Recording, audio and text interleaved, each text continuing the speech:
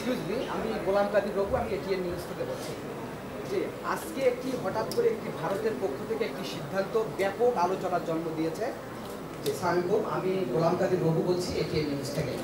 যে আপনি হয়তো শুনে থাকবেন যে কিছুক্ষণ আগে ভারতের একটি সিদ্ধান্ত বাংলাদেশ এবং ভারতের মধ্যে ব্যাপক আলোচনার জন্ম দিয়েছে।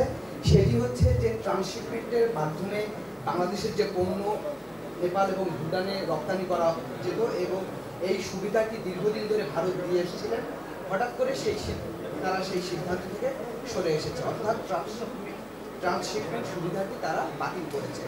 তো এই সিদ্ধান্তের ফলে ভারতের সঙ্গে বাংলাদেশের দ্বিপাক্ষিক বাণিজ্যিক সম্পর্ক কিংবা ব্যবসা বাণিজ্য এবং রপ্তানির ক্ষেত্রে কোনো প্রভাব পড়বে কিনা, সে ব্যাপারে আপনি একটু মতামত জানতে চাচ্ছি। আপনি নিউজটা আমাকে এইমাত্র ব্রেক করলেন, কারণ এটা আমি জানতাম না। আমি তো একটার পর একটা বাইলাটারাল মিটিং এর মধ্যে আছি, সো এই ব্যাপারে আমার একেবারেই ধারণা নেই যে ওনারা কি ডিসিশন নিয়েছেন, কেন ডিসিশন নিয়েছেন। সেটা নিয়ে আমি আসলে খুব ডিটেইলে কমেন্ট করতে চাই না।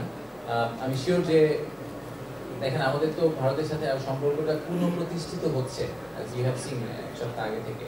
সো আমি পার্সোনালি মনে করি যে এখন পুরো ট্রেড স্পেস যেটা, এখানে আমেরিকা একটা ডিসিশন নিচ্ছে, অনেকেই অনেক ধরনের ফাস্ট ডিসিশন নিচ্ছে, আবার আমার ধারণা অনেকগুলো ডিসিশন ওভারটার্ন করা হবে।